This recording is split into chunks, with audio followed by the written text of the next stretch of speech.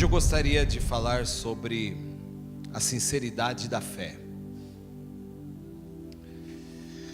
Pastora Silvia, Deus vai falar com você hoje, porque você subiu aqui hoje falando sobre fé. Você que está aqui hoje e que quer saber o nível de fé que Deus tem para a sua vida, preste bastante atenção. A sinceridade da fé. Nós vamos ler a palavra de Deus, que está em 1 Pedro, no capítulo de número 1. Aleluia. 1 Pedro, capítulo de número 1. Nós vamos ler, projeta o versículo de número 6. Se você não trouxe Bíblia, você pode ler aqui na frente. Eu quero ler. Está na King James, Jack, King James. Versículo de número 6, presta atenção no que a Bíblia diz. Ninguém fale agora, somente deixa Deus falar conosco. A Bíblia diz assim, portanto, nessa verdade exultais. Ou seja, a Bíblia tem uma verdade e ela para nos revelar, e ela diz: comemore, se alegre nessa verdade que ela vai nos revelar. Ela está dizendo, mesmo considerando que agora e por algum tempo ainda tenhais de ser afligidos por toda espécie de provação. Pode passar. Assim acontecerá, para que a sinceridade da vossa fé seja atestada. Muito mais preciosa que o ouro que se corrompe, ainda que refinado pelo fogo, resultando em louvor, glória, honra, quando Jesus Cristo for revelado. Repita comigo: a sinceridade da fé. Assim acontecerá, para que a sinceridade da vossa fé seja atestada. Hoje pela manhã, eu orei ao Senhor, pedindo ao Senhor uma palavra, e Deus me trouxe o momento em que essa semana que passou, a semana passada agora, eu estava aconselhando uma pessoa que estava passando por um problema, dificuldades, e eu orientei aquela pessoa, dei uma palavra de Deus para ela, e aquilo que eu disse para ela, eu senti que foi algo inspirado por Deus. Logo acompanhado de uma oração que foi feita, eu senti que o ânimo da pessoa mudou. A pessoa estava novamente com esperança, estava decidida a enfrentar a tempestade pela qual estava passando. E esse aconselhamento, essa palavra que foi dada na semana, me inspirou a falar para mais pessoas. Então o Espírito de Deus colocou isso para que eu pudesse compartilhar com vocês. E eu gostaria de que todos prestassem bastante atenção, porque essa versão King James, ela fala, quando eu estava lendo esse texto, ela fala sobre a sinceridade da nossa fé. Ela fala para que você tem que se exaltar, você tem que ter motivo de gozo. Quando você toma essa revelação, essa verdade que é revelada a vós, vocês vão ter como um motivo para comemorar, para se exultar, porque ainda nesse tempo, a Bíblia diz, e por um pouco tempo ainda, ou seja, a tribulação tem data de validade. Digam glória a Deus, querido. Ninguém vai ficar passando a sua vida inteira por problemas e por lutas. Por isso que ele diz, nisso vocês se exultam, ainda que agora, ou por um pouco mais de tempo, que vocês devam ser entristecidos por todo tipo de provação. Assim acontece para que a sinceridade da vossa fé seja atestada. Ou seja, o que Deus está querendo nos dizer? Que a tribulação, as provações, elas têm data de validade, mas quando elas vêm para testar, provar a minha e a sua fé. É muito bom ser crente, glorificar a Deus e exaltar o nome do Cordeiro quando tudo está bem na nossa vida. Difícil é glorificar a Deus e exaltar a Deus no tempo de luta e de provação. Por isso que a Bíblia diz: Deus vai permitir algumas coisas acontecerem na sua vida. Até mesmo Jesus teve que ter a sua fé testada, provada. A Bíblia diz que logo depois que ele sai do batismo das águas, a Bíblia diz: imediatamente o Espírito, querido, não foi o diabo, o Espírito o levou para o deserto, para ser tentado pelo diabo. Muitas vezes o Espírito nos conduz para o deserto, para que a nossa fé seja provada e aprovada diante de Deus. Provada e aprovada diante de Deus. O propósito de Deus, Deus tem um propósito de fazer com que a minha, a sua fé não seja uma fé fingida, mas seja uma fé sincera. Por isso que Ele dá este nome, para que a sinceridade da vossa fé. Se Ele está falando que existe sinceridade de fé, é porque existe também uma fé que não é verdadeira, uma fé que é falsa, uma fé que é enganosa. Nós podemos nos mover através de emoções, e nós vamos provar que nós somos verdadeiramente fiéis e acreditamos em Deus, é no momento da dificuldade.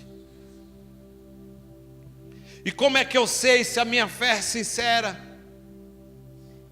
O que o Senhor vai fazer para nos levar a ter um outro nível de fé? A Bíblia diz: a sua fé, como a minha fé, ela será necessária ser provada pelo fogo.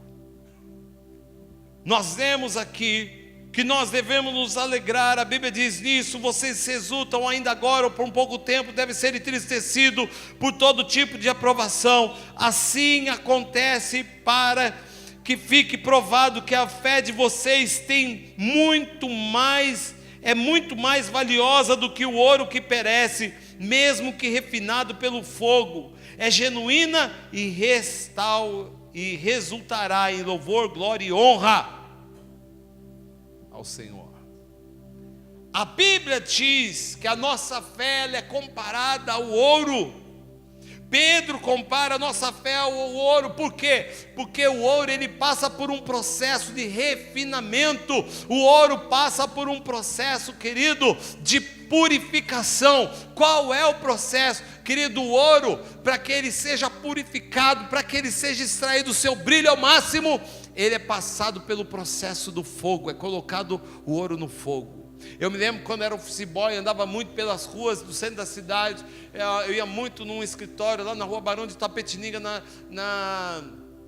lá na Praça da República. E você conhece a rua Barão de Itapetininga, você sabe que vai estar sempre aqueles homens com aqueles cartazes: compra o ouro, ou vende o ouro, compra o ouro, vende o ouro. Ou pessoas que estão ali vendendo correntes de ouro, e a primeira coisa que ele faz para provar que é de ouro, ele coloca o fogo assim, ó, porque se ficar preto não é ouro.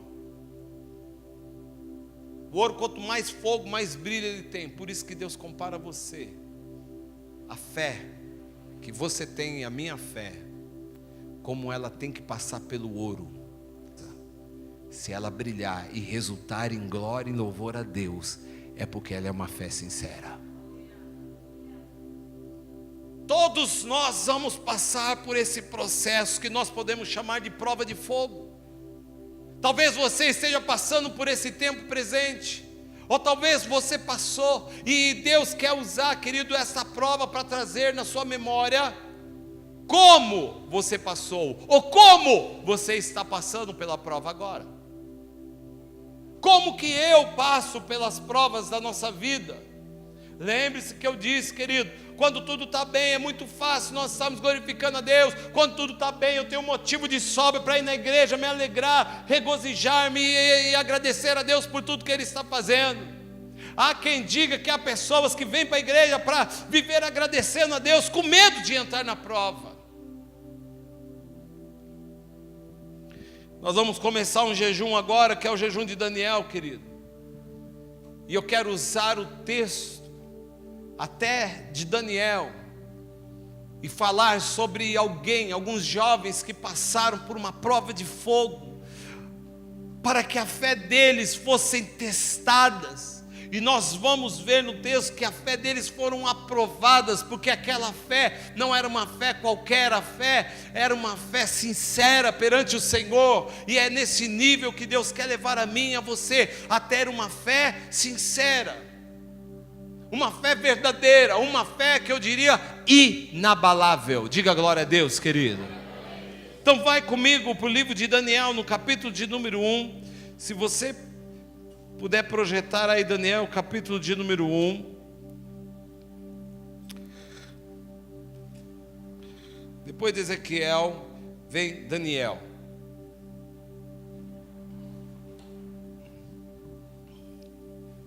Daniel, capítulo de número 1. Por conta do nosso tempo, que eu só tenho mais 16 minutos, eu não vou poder ler todo o capítulo de número 1. Eu gostaria muito de ler o capítulo de número 1 inteiro. Mas ele vai falar, e depois, antes de começar o seu jejum, querido, não deixe de ler o capítulo de número 1. Mas a palavra do Senhor está dizendo que algo aconteceu aqui na vida de Daniel e de 3 jovens. A palavra do Senhor diz, vamos ver uns pedaços, querido. Eu vou pulando para a gente ganhar tempo. No 3º ano do reinado de Joaquim, rei de Judá, Nabucodonosor, rei da Babilônia, veio a Jerusalém e sitiou. E o Senhor entregou Joaquim, rei de Judá, nas suas mãos, também alguns utensílios do templo de Deus. Ele levou os utensílios para o templo de Deus, para o templo do seu Deus, na terra de Sinear. Versículo de número 3. Depois o rei ordenou a Aspenaz, o chefe dos oficiais da corte, que trouxesse alguns dos israelitas, da família real e da nobreza, jovens sem defeito físico, de boa aparência, cultos, inteligentes, que dominassem os vários campos do conhecimento e fossem capacitados para servir no palácio do rei.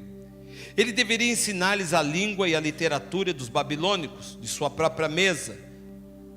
Rei designou-lhes uma porção diária de comida e de vinho. Eles receberiam um treinamento durante 3 anos e depois disso passaram a servir o rei. E entre esses estavam alguns dos que vieram de Judá: Daniel, Ananias e Misael e Azarias. O chefe dos oficiais deu-lhes novos nomes. Daniel deu-lhe o nome de Beltesazar, Ananias, Sadraque, Misael, Mesaque, e a Azarias, Abidnego. Daniel, contudo, decidiu não se tornar impuro com a comida e com o vinho do rei, e pediu ao chefe dos oficiais permissão para se abster deles. Até aqui por enquanto, para a gente ganhar tempo. Você sabe e conhece essa história. A palavra do Senhor diz que o rei, o rei Nabucodonosor, ele veio a Jerusalém, tomou Jerusalém, escravizou o povo de Jerusalém, o povo de Deus, o povo de Israel. E a palavra do Senhor, quem reinava naquela época era Joaquim, que era o rei de Judá. E a palavra do Senhor diz que Nabucodonosor falou: olha, eu quero os melhores trabalhando aqui no meu templo, vai lá e pega os jovens inteligentes, cultos, para trabalhar para mim. E a palavra do Senhor diz que eles trouxeram esses jovens, que era Daniel, Sadraque, Mesaque, Abidnego. A Bíblia diz que o rei disse: vocês vão trabalhar para mim, então dê desse tipo de comida, que é comido aqui no meu palácio, para eles. ensine a língua babilônica para eles, dê um treinamento de 3 anos antes deles começarem a me servir. E aí entra o contexto onde Daniel, junto com Sadraque, Mesaque e Abednego, se recusam a comer daquilo que o rei Nabucodonosor estava oferecendo. Porque você sabe, querido, que Nabucodonosor era o rei da Babilônia. Nabucodonosor representa o Deus desse mundo, aquele que quer dar os manjares, a comida deste mundo para você.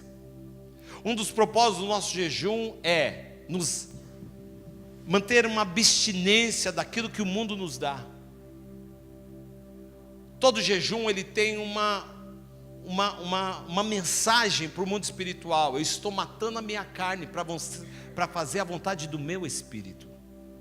Eu estou matando a minha vontade, a vontade dessa terra, para fazer a vontade do meu Senhor, do meu Deus que comanda a minha vida. Daniel, junto com Sadraque, Mesaque e Abednego, eles fazem o jejum, eles não comem, eles decidem não comer os manjares e as iguarias que o rei ofereceu a eles. Você sabe, querido, se nós olharmos, e se você ir comigo no capítulo de número 3, aqui já vai falar que, no capítulo de número 3, pode projetar já o capítulo de número 3, você vai ver que o rei Nabucodonosor mandou fazer uma imagem de ouro de 27 metros de altura, e a palavra do Senhor diz que houve um decreto dizendo que quando se tocassem as músicas, as trombetas tocassem, todos tinham que se prostrar e adorar aquela imagem que foi feita na Babilônia. Você sabe que Sadraque, Mesaque e Abednego, eu estou contando de uma forma rápida porque o tempo não nos permite. Sadraque, Mesaque e Abednego, eles decidiram não se prostrar perante aquela imagem. Você sabe que quando fizeram aquela imagem, colocaram um decreto: aquele que não adorasse a imagem, aquele que não se prostrasse, ele iria ser lançado na fornalha de fogo ardente. O texto que nós lemos em 1 Pedro tem tudo a ver com a história desses jovens, porque a fé deles precisava ser atestada, precisavam ser provadas, assim como a nossa fé. E eu chamei que muitas vezes Deus nos leva a ter provas como essa, provas de fogo, porque aqui está representada uma prova literal de fogo. Aquele que não se dobrar perante o mundo, perante o Deus deste mundo, perante as estátuas, os ídolos deste mundo, muitas vezes eles são jogados em provações, recebendo perseguições e lutas, muitas vezes chegam na vida deles. Bom, você sabe o que aconteceu nessa história, e nós vamos compartilhar algo aqui de uma forma bem clara, para que todos possam entender, mas eu gostaria de trazer o que essa lição, o que nós podemos tirar como lição nessa história de Daniel, porque isso resultou em algumas lições que nós devemos aprender e trazer para a nossa vida, se nós queremos ter uma fé sincera perante o Senhor.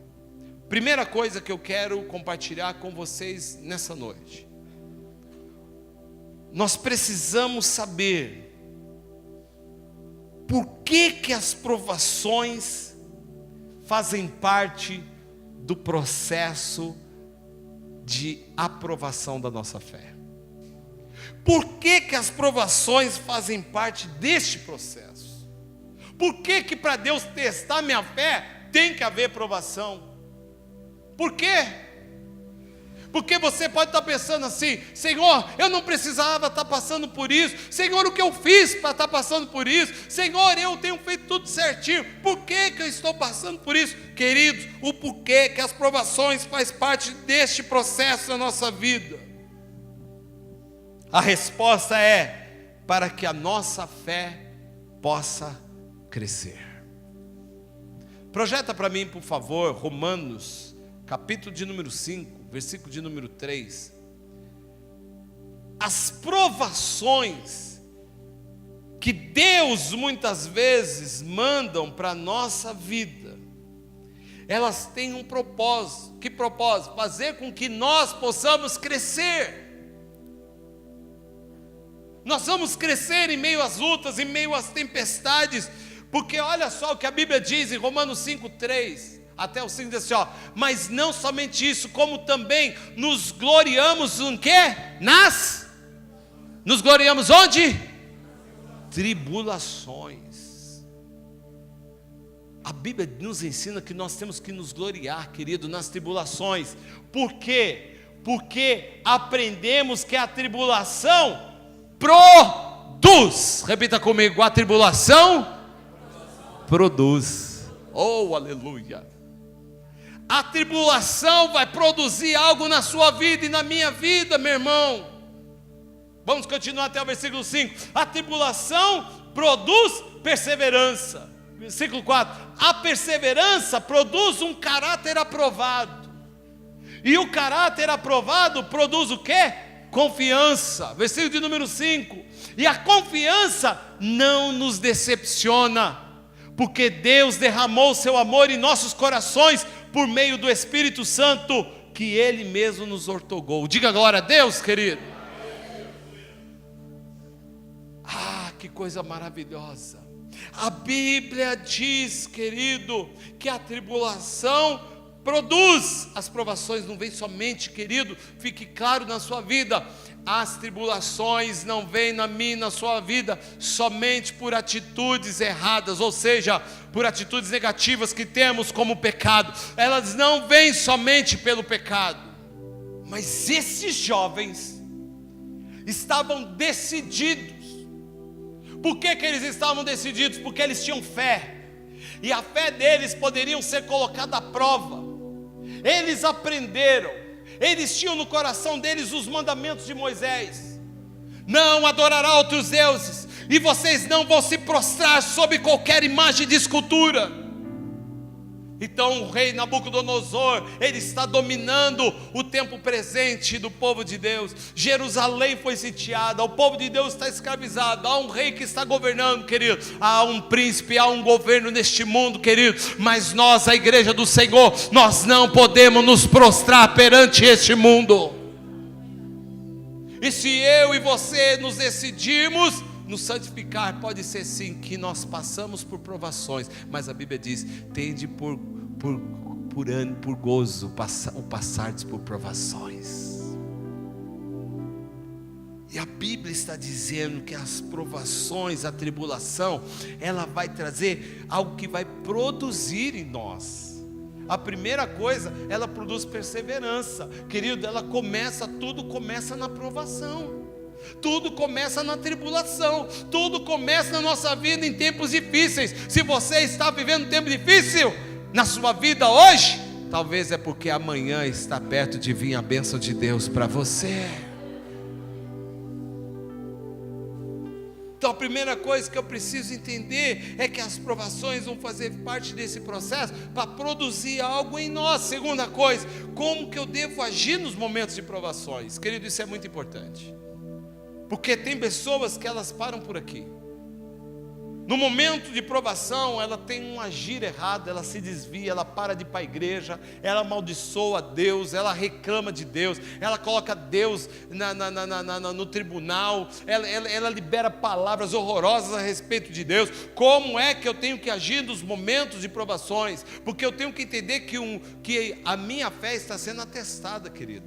E se ela for aprovada, oh meu irmão, se a minha fé for aprovada, como que eu devo agir nos momentos de provações? Primeira coisa, querido, eu não posso negociar os meus valores e os princípios que Deus estabeleceu na minha vida.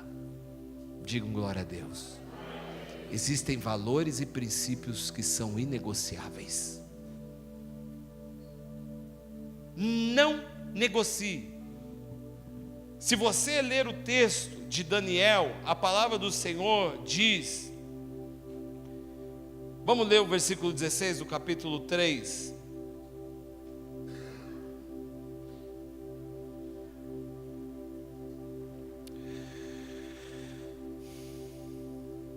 A Bíblia diz assim: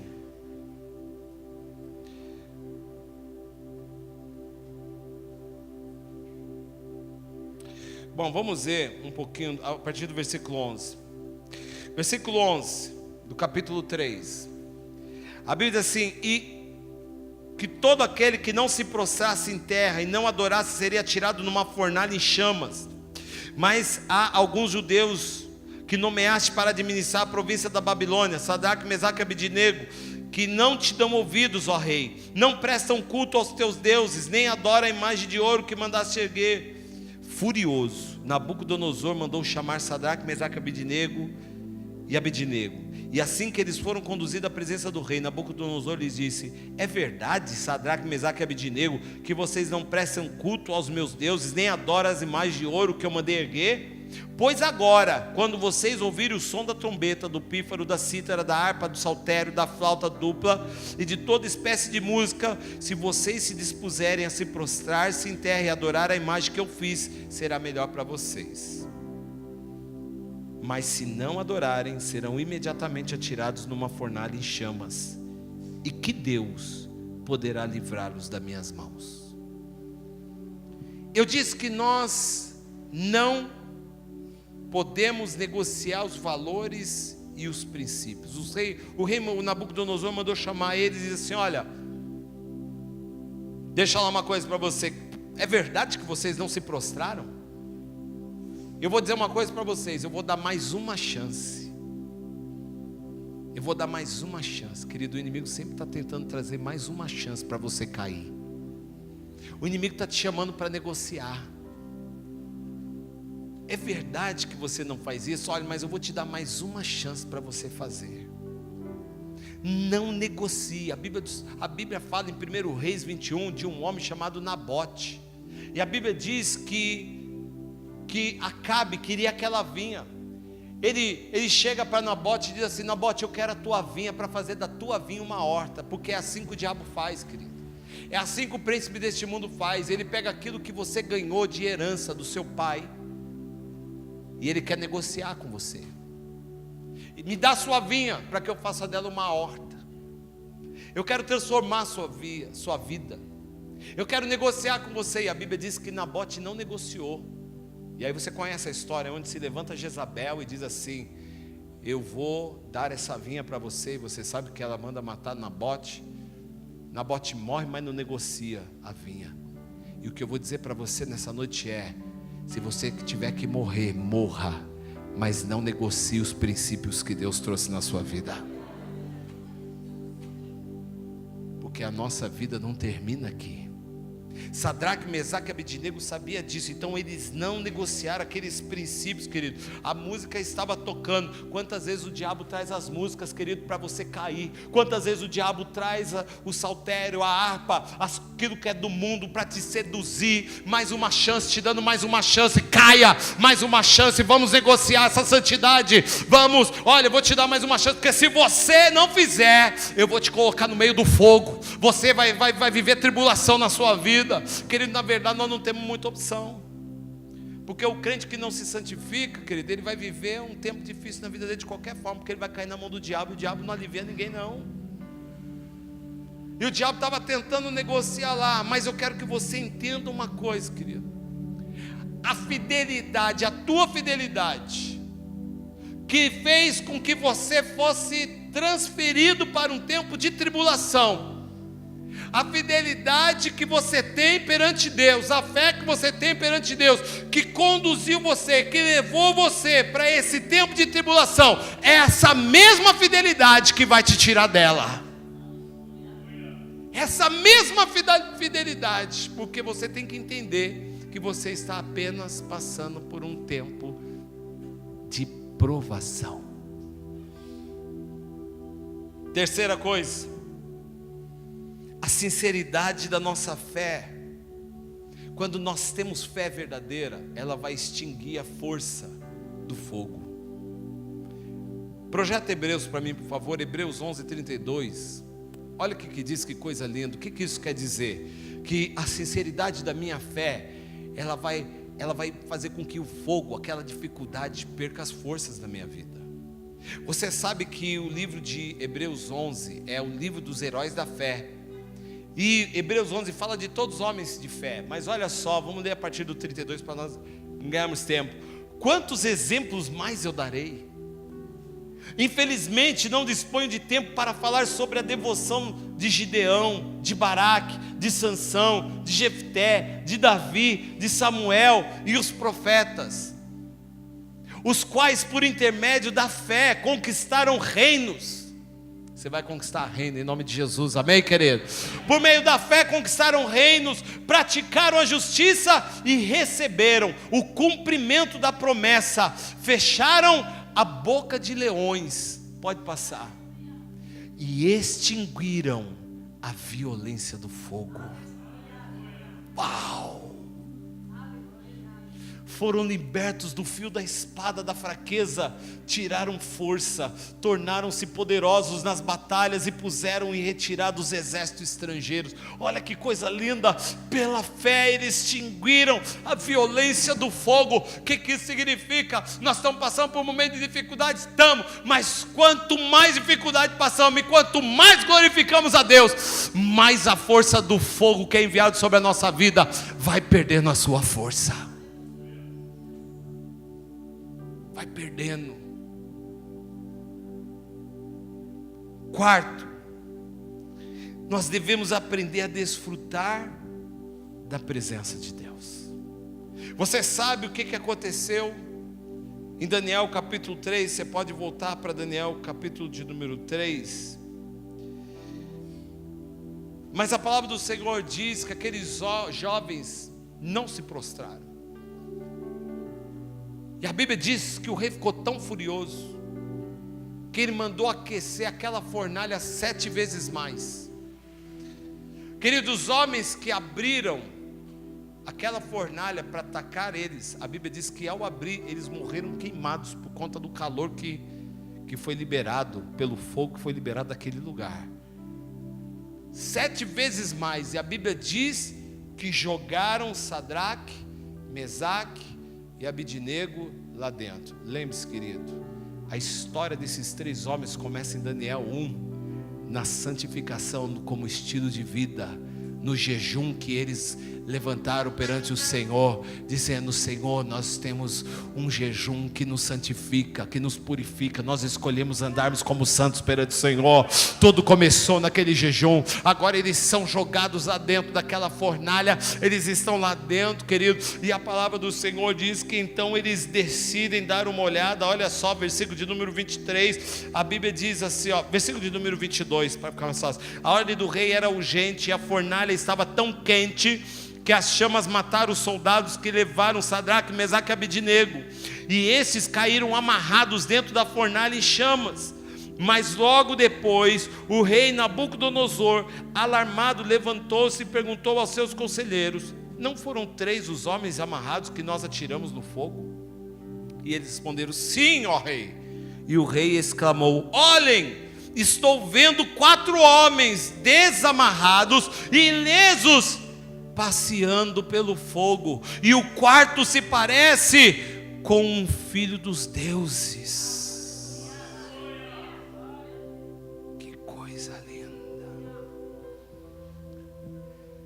A quarta coisa que nós falamos aqui é: devemos aprender a desfrutar da presença de Deus.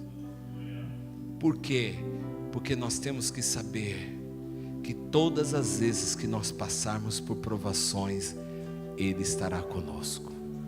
A Bíblia diz: eis que estarei convosco todos os dias, até a consumação dos séculos. Todos os dias até a consumação dos séculos. A Bíblia diz, querido, que o rei Nabucodonosor olha e eles veem 4 homens, e um é semelhante ao Filho dos deuses, ou seja, eu creio, o próprio Jesus andando lá no meio. A Bíblia diz que eles estavam não estavam todos amarrados, mas agora eles estão livres, querido, porque o fogo só queimou as cordas que amarravam eles. E a Bíblia diz, querido, que eles estavam passeando lá dentro. Se Jesus estiver com você, querido, acredite, você pode desfrutar desse momento de provação e de luta, porque você vai desfrutar da presença dele junto com você, no meio das batalhas. E quando você entender isso, tudo na sua vida muda. Para concluir, a Bíblia diz que eles estavam passeando. Você pode passear, querido. Você pode. Você pode desfrutar da presença de Deus. Quando você tem a revelação de que Ele é na sua vida, quando você entende, querido, isso, você vai entender que você vai sair mais forte do que você entrou na provação. Quando você sair da provação, você vai avaliar a sua vida e você vai falar: eu era um antes da provação e eu sou outro a partir de agora. Eu estou muito mais forte do que quando eu entrei. Uma coisa que eu quero falar aqui, a Bíblia diz, você sabe, o rei reconhece. Então a Bíblia diz que o rei Nabucodonosor, olha o versículo 26, então Nabucodonosor aproximou-se da entrada da fornalha em chamas e gritou: Sadraque, Mesaque, Abednego, servos do Deus Altíssimo, saiam e venham aqui. E a Bíblia diz que Sadraque, Mesaque e Abednego saíram do fogo.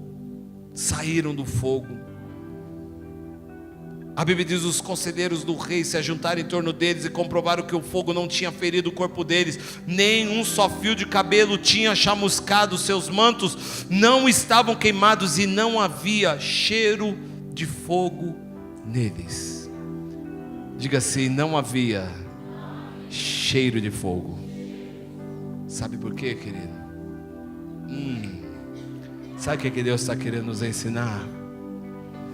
O cheiro é algo que ficou. O cheiro, Deus não quis deixar cheiro, sabe por quê? Porque aquilo serviria como uma marca de lembrança daquilo que eles estavam lá dentro. O Senhor diz: você vai passar pela prova e eu vou apagar todos aqueles pensamentos negativos, as frustrações, todos os medos da tua mente. Não vai haver cheiro de fumaça em você. Não vai haver. Você não vai ficar se lembrando. Você não vai ficar com traumas daquilo que você viveu quando Deus estava com você. Tudo que você vai lembrar é: Deus estava comigo. Você vai glorificar o nome do Senhor. Você vai exaltar o nome do Senhor. Não vai haver cheiro da fumaça do fogo que vai vir sobre a sua vida. Não vai, querido. Não haverá lembrança.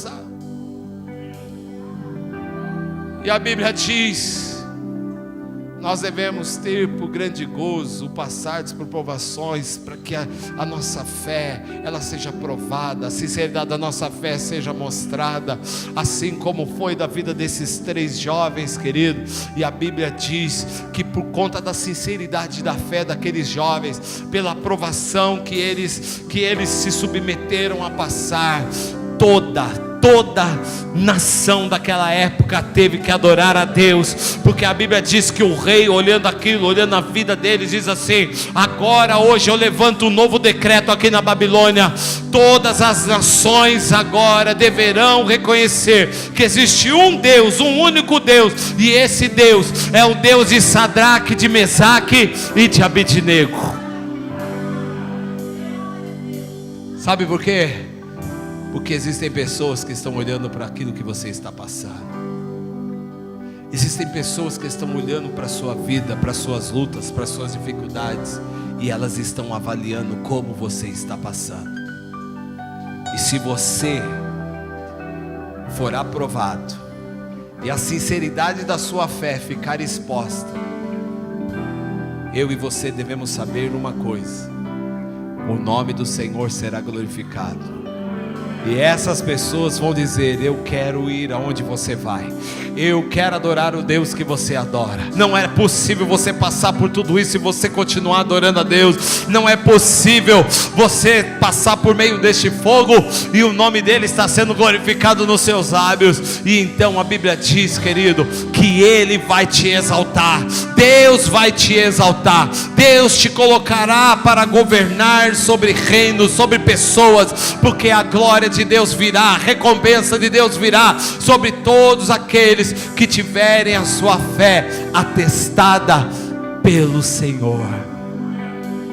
Por isso que Abraão é chamado o pai da fé. Todos têm que passar. Abraão, sai da tua terra e da tua parentela. Ele obedeceu. Mas Abraão, ainda não acabou, existem muitas provas na sua vida. A maior delas é: eu prometi fazer de você pai de nações, pai de multidões, e você não tem nem filho ainda. Você já é velho, você já tem 100 anos de idade. Eu vou dar um filho para você. Deus dá um filho da promessa para ele.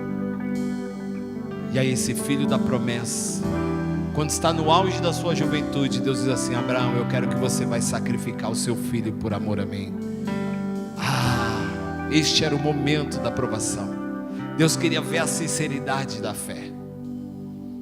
E a Bíblia diz que Abraão foi, e a fé dele era tão sincera, que quando ele levanta para matar o menino, o cutelo para matar o menino, Deus diz: não, Abraão, não faça mal ao menino. Você foi aprovado, Abraão. Você foi aprovado. Você sim será pai de multidões. Digo mais para você: através de você, todas, não é uma, duas, não é uma nação, não é duas nações, não é um povo ou outro povo, é todas as famílias da terra serão abençoadas por causa de você, Abraão, por causa da tua fidelidade. E a partir de hoje eu te dou um título: você é o amigo de Deus, você é o pai da fé.